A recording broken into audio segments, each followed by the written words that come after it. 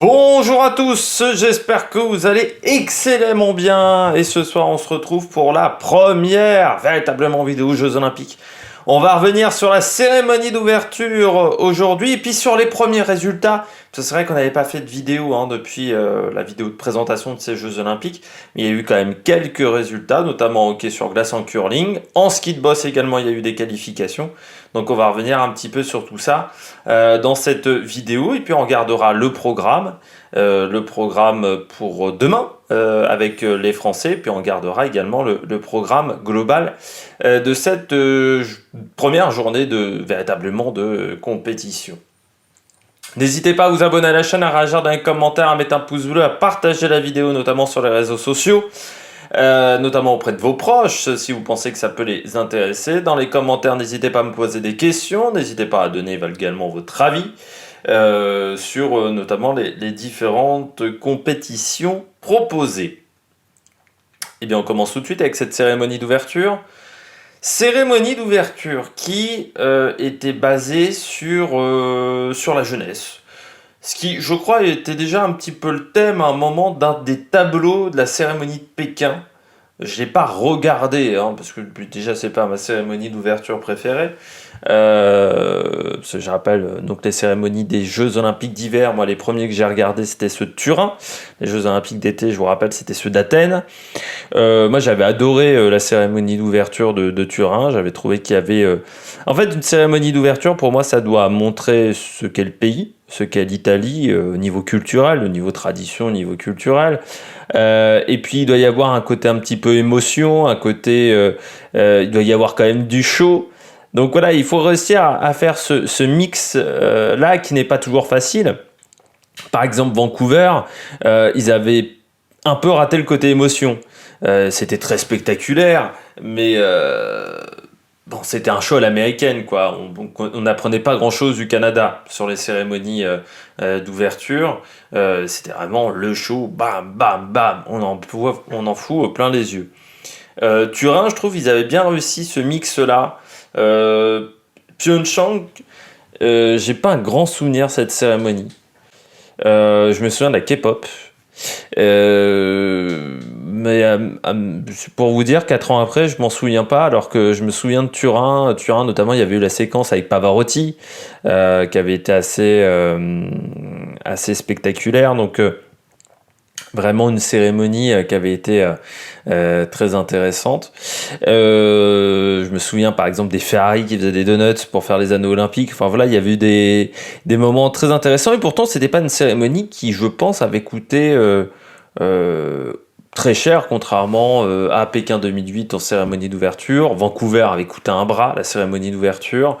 Ou comme quoi c'est pas que l'argent qui fait que la cérémonie est intéressante ou pas. Et là je trouve que cette cérémonie là il y a pas grand chose à se souvenir. Elle est pas ratée, elle est pas ratée, c'est pas un truc dégueulasse à regarder, mais en soi moi j'en ai pas noté grand chose de cette cérémonie. Je pense que dans 2 semaines ou dans 1 mois peut-être, je ne m'en souviendrai absolument pas. Alors il y a eu tout le phénomène du flocon, donc a été le fil rouge. C'est vrai que ce qui manquait cruellement à la cérémonie d'ouverture de Tokyo, c'était un fil rouge. Là, on a eu un fil rouge avec le flocon et le rapport du flocon. Mais j'ai trouvé même cette cérémonie presque un peu wish. Pour tout vous dire, je m'attendais très clairement à un truc un peu comme 2008, quoi. 2008, alors... Au niveau culture, ça vous apprenait énormément sur la culture de la Chine, la cérémonie de 2008, mais surtout, ça en mettait plein les yeux. Je me souviens notamment des 5000 mecs avec des tambours qui tapaient dans tous les sens, des chorales d'enfants, parce qu'il y avait déjà les chorales d'enfants, c'est pour ça que je pense qu'il y avait déjà la jeunesse qui avait déjà un impact sur la cérémonie de 2008, parce que je me souviens de chorales d'enfants où il y avait genre 4000 enfants pour chanter. C'était même il y avait eu un moment, une séquence avec une petite fille, je me souviens, qui avait genre 5-6 ans, qui était devenue un petit peu une star en Chine à ce moment-là. Et je me souviens surtout d'une chose, c'était les feux d'artifice. Parce qu'ils avaient montré que c'était les pros du feu d'artifice. Je me souviens notamment à côté du nid d'oiseau, donc il y a toute une avenue au niveau du nid d'oiseau, qui emmenait, alors je ne sais plus où, ils avaient fait genre 3 km de feux d'artifice mais une ligne de 3 bornes de feux d'artifice, mais c'était vraiment incroyable. Là, même au niveau feux d'artifice, on a vu mieux aux Jeux Olympiques, hein. C'était un peu tristoun. Je trouve que toute la cérémonie, en fait, alors je sais pas si c'est parce que c'est à cause de la Covid qu'ils n'ont pas pu faire grand chose ou parce qu'il y avait tout simplement plus d'argent. Euh, mais j'ai trouvé que c'était vraiment tristoun quoi comme cérémonie. C'est-à-dire qu'il n'y a pas un truc marquant. Alors si, non, c'est pas qu'il n'y a pas un truc marquant. Il y a quand même des trucs marquants dans cette cérémonie. Euh, mais pour moi, la cérémonie dans sa globalité, on s'en souviendra pas. Moi, il y a un truc quand même qui, j'ai trouvé, était peut-être plus intéressant que les autres. C'est le moment avec le cube d'eau, là, et cette porte qui s'ouvre avec les sportifs. Je trouve que ça, au niveau technologie, cette situation-là en termes de technologie était vraiment très impressionnante.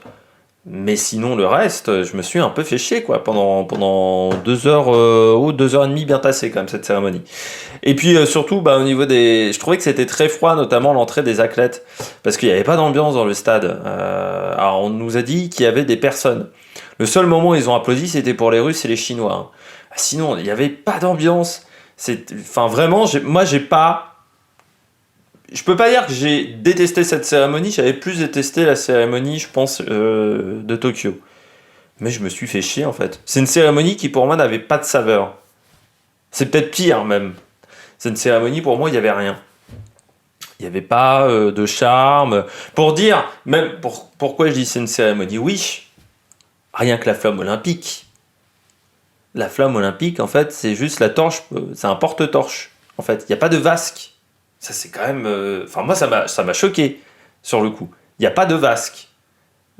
Alors, par contre, ce qui est bien par rapport à la cérémonie japonaise, regardez encore la vidéo que j'avais faite de Konishiwa Tokyo, donc ça devait être l'épisode 3 ou 4 à l'époque, où j'avais démonté la cérémonie, parce que notamment au niveau de la flamme olympique, allumée par Osaka, j'avais trouvé que c'était d'une débilité sans nom, parce que la fille n'avait jamais participé aux Jeux Olympiques, et qu'elle allumait la flamme olympique, ça représentait rien, quoi, Naomi Osaka. Là, à part les deux qui ont allumé la flamme, et encore, les deux qui ont allumé la flamme, c'est la première fois qu'il y a un participant en combiné nordique, et je crois que l'autre fait du ski de fond, du saut à ski. Donc c'est la première fois qu'il y a des participants dans ces sports-là, donc ça peut encore... Bon, voilà, ça se défend beaucoup plus que Naomi Osaka de l'autre côté, hein, moi je trouve. Mais c'est surtout que j'ai bien aimé, c'est qu'on a quand même rendu hommage aux pionniers des sports d'hiver en Chine. Ça, je crois que c'est aussi important dans une cérémonie d'ouverture de Jeux Olympiques de rappeler l'histoire olympique du pays dans lequel on est. J'espère que nous, en France, les mecs qui mettront la flamme olympique, ce seront des gens qui auront marqué l'olympisme français. Je sais pas, Teddy Riner, Marie-Josée Pérec, pourquoi pas la petite fille de Colette Besson, je sais pas. Mais des gens qui ont marqué, voilà, Guy Dru, par exemple, 76, Guy Dru, mais voilà, des gens qui ont marqué l'olympisme français. J'espère qu'on n'oubliera pas les sportifs, parce que là, j'ai l'impression que ça part un petit peu dans tous les sens, cette cérémonie d'ouverture en France. Ces Jeux Olympiques en France partent un petit peu dans tous les sens, j'ai l'impression, et on cadre plus grand-chose par rapport au projet de départ. Mais pour terminer avec cette cérémonie d'ouverture, donc oui, il y a le côté des enfants, c'est mignon, mais ça casse pas trois pattes à un canard. Tout, en fait, j'ai le sentiment qu'il n'y avait pas d'argent pour faire la cérémonie d'ouverture, qu'on n'avait pas de thunes. C'est con, c'est que je dirais que les 15 premières minutes de cette cérémonie d'ouverture, donc le décompte, qui est très joli, le décompte avec les 24, à partir du 24, parce que le 24 c'est un chiffre important pour la Chine, donc je trouve que c'est très bien filmé, vous avez des séquences c'est assez spectaculaires. Derrière, vous avez ce moment avec les nouvelles technologies, on va dire, en réalité augmentée, ça je trouve c'est très spectaculaire, et avec des lasers, et puis après le défilé, donc on arrive très vite au défilé, et après, la cérémonie devient totalement quelconque et il se passe pas grand-chose. Alors, je parle même pas des discours, parce que bon, je m'attendais pas à grand-chose du discours du président du comité d'organisation chinois. Bon, bah voilà, c'est un discours où on met Xi Jinping, incroyable. On est en Chine aussi un petit peu, donc je m'attendais pas à grand-chose d'autre. Et puis, du côté de Thomas Bach, Je trouve ça un peu hypocrite de faire un discours où on finit un petit peu sur de la politique en disant faut que les pays s'unissent dans la paix, alors que le seul mec qui est invité, c'est Vladimir Poutine qui va envahir l'Ukraine. Je trouve qu'il y a un côté un petit peu hypocrite de ce côté-là, avec Thomas Barr. Après, ce n'est que mon avis. Et on va se concentrer sur le sport. Maintenant, après 10 minutes de vidéo, pour essayer de faire pas trop long quand même pour cette première vidéo. On va revenir sur les résultats de ce début de semaine aux Jeux Olympiques. Il y a eu notamment des entraînements, il y a eu des qualifications également. Hier, notamment des qualifications en ski acrobatie avec le ski de boss, pardon. On va revenir là-dessus. Je commence avec le 2 février, donc c'était mercredi, c'était le début des qualifications. Il y avait notamment... Pardon, rototo, je m'en excuse. Il y avait notamment le curling. Eh bien, du côté du curling, on a eu le début du tournoi de double mixte en curling, avec notamment la Grande-Bretagne qui a remporté son premier match face à la Suède 9-5, victoire des États-Unis sur l'Australie 6-5. La République tchèque a battu la Norvège, ce qui est un petit peu une surprise, 7-6, et puis victoire de la Chine face à la Suisse 7-6. Il faudra se méfier de la Chine dans cette discipline du curling. Donc ça, c'était la journée de mercredi. Il y avait également des entraînements en luge. Jeudi, un peu plus d'épreuves, notamment la suite du tournoi de curling en mixte, notamment avec la Norvège qui s'est bien repris face aux États-Unis 11-6, la Suisse qui a encore perdu face à l'Italie, un petit peu une surprise 7-8, la Grande-Bretagne qui a battu le Canada 6-4. Je rappelle que le curling est un sport qui a été notamment qui est très prisé en Écosse, l'Italie qui avait battu également les États-Unis, la Suède a battu la République tchèque, la Chine a gagné face à l'Australie, par contre la Chine a perdu face à la Suède, la Suisse a gagné face à la Grande-Bretagne, la République tchèque a battu l'Australie notamment. On va faire un point ensuite un peu plus loin sur les différents classements dans cette discipline. Du côté du ski sur glace, début du tournoi féminin, victoire de la République tchèque sur la Chine 3-1, démonstration du Canada sur la Suisse 12-1, victoire du Japon sur la Suède 3-1 et des États-Unis sur la Finlande 5-2. Et puis on passe pour finir au ski acrobatique. C'était les qualifications notamment du côté des filles avec Perrine Lafont qui a fini deuxième derrière Jacara Anthony, qui pour moi est vraiment son adversaire numéro 1, l'Australienne, parce que depuis le début de saison, elle skie extrêmement bien. Jelinkov, elle est troisième devant Olivia Gaccio. Ensuite, on a Kawanura, la japonaise, et Oshino, les deux japonaises. Et puis, Justine Dufour-Lapointe s'est qualifiée 10e, juste devant sa sœur, Chloé Dufour-Lapointe, qui elle devra repasser par la deuxième session de qualification. Perrine Lafont, donc deuxième avec 91, Jacara a fait 83,75, et Camille Cabrol, elle, qui a fait une petite erreur, qui a été sanctionnée. Elle a fini 20e, donc avec un score de 62,97. Je rappelle qu'il faudra être donc dans les 6 premières de cette deuxième compétition de qualification. Ça sera dimanche pour les filles. Du côté des garçons, c'est également les qualifications avec donc des boss encore, et Kingsbury qui est passé mais tranquille. Vraiment, Kingsbury, il a vraiment une marge sur ses adversaires. Pourtant, année 2021 qui avait été très compliquée, enfin 2020-2021 pour Kingsbury, Mara il est de retour, et puis je peux vous dire que c'est assez formidable ce qu'il arrive à produire. Devant Walter Wahlberg, le Suédois, et Benjamin Cavé, le Français, qui est troisième avec un score de 78,40. Pour la médaille, c'est tout à fait jouable pour Benjamin Cavé. Pour la médaille d'or, par contre, il faudra faire avec une erreur de Michael Kingsbury. Il y avait qui s'est qualifié également, Cole McDonald, on a Oli Pentala, Dylan Wojcik, Fjällström, Sugimoto, bon voilà, grosso modo vous avez Finlande, Suède, Canada, États-Unis qui sont qualifiés. Notre deuxième français, Sacha Theocaris, a fait 70-50. Il finit 22e. Donc lui aussi, il devra repasser par la deuxième session de qualification. Et du côté de Sacha Theocaris, il n'a pas été très rapide sur son tour de ski. Donc il peut vraiment progresser dans ce domaine-là. Et ça sera déjà demain, cette épreuve, à 18h, heure de Pékin, ce qui, je crois, fait 11h, heure de France, si je ne me suis pas trompé. Mais je vous redirai tout ça dans quelques instants en fin de vidéo. Du côté d'aujourd'hui, il y avait déjà des compétitions aujourd'hui encore avec le tournoi de curling qui continuait avec ce double mixte. Notamment 2 victoires de l'Italie aujourd'hui sur la Norvège et sur la République tchèque. La Suède s'est imposée face à l'Australie 7-6. La Chine, quant à elle, a perdu face au Canada. Et puis la Grande-Bretagne a continué face à l'Australie. Et les États-Unis se sont imposés vraiment in extremis face à la Suède 8-7. Le co-hockey sur glace avec le tournoi féminin, il y avait 2 matchs aujourd'hui. La Suisse a encore perdu face au comité olympique russe. Vous savez ce que je pense de cette idée-là. Soit on leur refuse l'accès aux Jeux Olympiques, soit on leur permet de participer sous leur maillot. Mais je trouve que là, on est dans une situation où on a le cul entre 2 chaises. Et je trouve cette situation absolument stupide. Et puis la Chine, quant à elle, les Chinois se sont imposés 3-1 face au Danemark. On va faire un petit point même sur le classement de tournoi du curling. C'est l'Italie qui mène avec 4 matchs gagnés devant le Canada, la Grande-Bretagne, la Suède.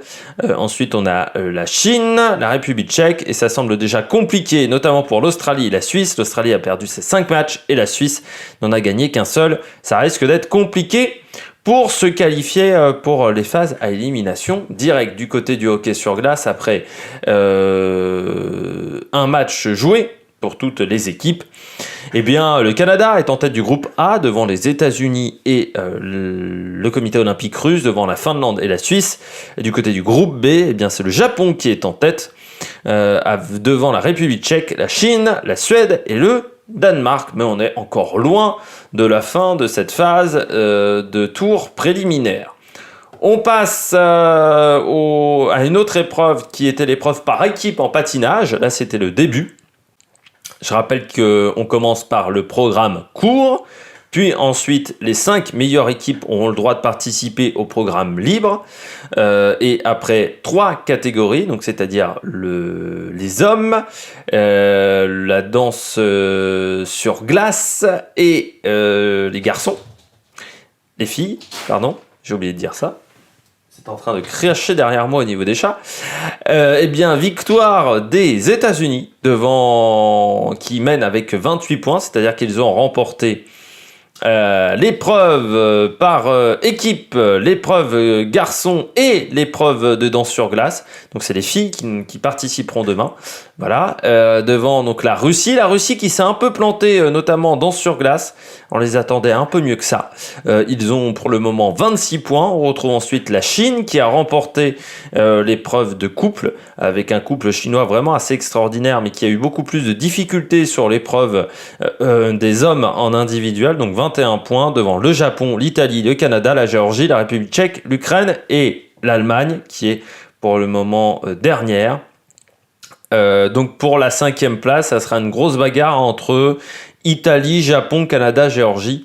La Géorgie qui a une belle équipe, qui a une belle densité, je m'en étais aperçu du côté des championnats d'Europe. Donc demain, les filles qui auront le programme court à faire. Ensuite, il y aura le programme libre, en sachant qu'on peut faire 2 changements. Donc il y a 2 catégories où ça peut être d'autres participants pour le programme libre. Et c'est à la fin des 4 programmes libres qu'on décernera le vainqueur en faisant la combinaison de tous les points. C'est un petit peu compliqué, c'est pas l'épreuve la plus facile à regarder. Il y avait également des entraînements en saut à ski, du côté des entraînements en saut à ski féminin. On avait 2 Françaises, la première c'est Joséphine Panier qui finit 13e, l'autre Française, Julia Claire, finit 28e avec un 0 pointé. Malgré un saut qui est allé à 62,5 mètres. Il y avait quelques participantes qui ne sont pas venues, notamment Sophie Sorchag, et Katharina Althaus, en sachant qu'il y a des cas de Covid du côté des sauteuses à ski. On a donc Joséphine Panier qui a fini 13e. Et puis devant, on a 3 Slovènes, Yuki Ito la japonaise, Frida Westman. Mais c'est surtout... il y aura encore des qualifications ensuite pour les garçons et les filles. Et c'est à partir de là où on commencera vraiment à démarrer la compétition. Du côté des garçons, je rappelle qu'il n'y a pas de Français engagés. C'est Lovro Kos qui s'est imposé devant Jan Earl et Sene Prevec, devant Marcus Essenbichler. Ensuite, on a Manuel Fettner, Peter Prevec, Daniel Huber, Stéphane Layeux, Kilian Payer. Du côté des concurrents qui ne sont pas venus, vous avez notamment Ryoyu Kobayashi. Petite pause au moment de l'enregistrement parce que je suis tout seul chez moi, donc j'ai dû décrocher le téléphone. Donc on reprend. Je ne sais pas s'il y aura un gros point de coupe. Donc on a vu les meilleurs au niveau du saut à ski. On va passer à la descente homme pour finir. C'était le deuxième entraînement de la descente homme. Descente homme dans des conditions très difficiles. Il y avait pas mal de vent. Moins 20 degrés aussi. Et les Français ont été un petit peu en difficulté. Notamment Maxence Musaton qui est le premier français 21e, Blaise Guizandamier 25e, Johan Claret 29, 31e Nils Allègre, Alexis Pinturo 37 mais c'était pour préparer le combiné, Mathieu Bailey 43e, mais ça sera surtout demain parce que je rappelle que dans tous ces Français-là, on n'en choisira que 3 et 2 sont déjà choisis, c'est-à-dire que Guizandamier et Johan Claret sont déjà partants pour l'épreuve de descente et donc le dernier entraînement permettra de décider le dernier Français qui ira les accompagner sur cette épreuve. Mais des conditions très difficiles avec le vent, le départ qui a été décalé d'1 heure, c'était vraiment pas simple. On va parler des différentes épreuves de la journée. Hop là, c'est là. Samedi 5 février, il y aura du curling double mixte à partir de 2h du matin. À 3h45 du matin, on aura le slopestyle femme.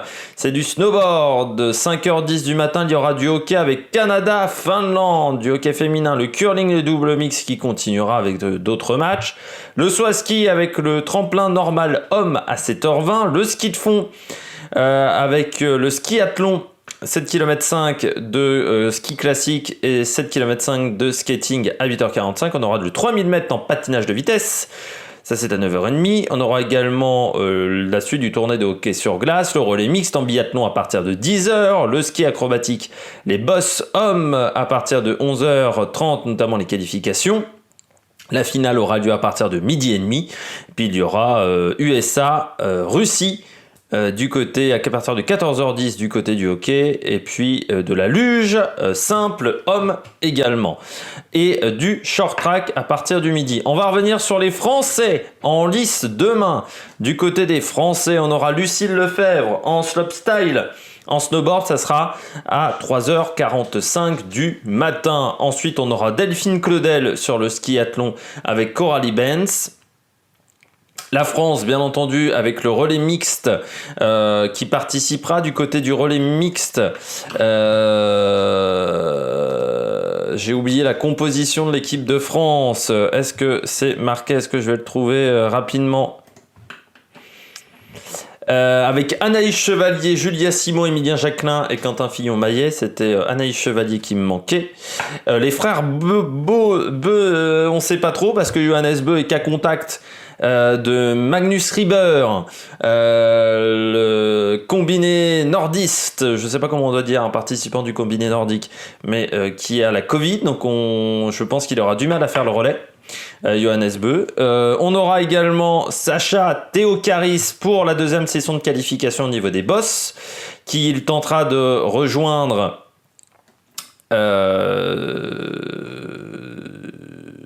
son compatriote en finale. Et ça sera compliqué hein, de rejoindre vraiment son homologue, j'ai oublié le nom, donc ça reviendra peut-être au bout d'un moment. Mais je vous en ai parlé avant, c'est juste que là j'ai Alzheimer. On aura également du saut à ski avec Julia Claire et Joséphine Panier à partir de 11h45 pour les qualifs. Et puis le short track avec notamment Tiffany Huot-Marchand sur le 500 mètres femmes avec Gwendoline Daudet.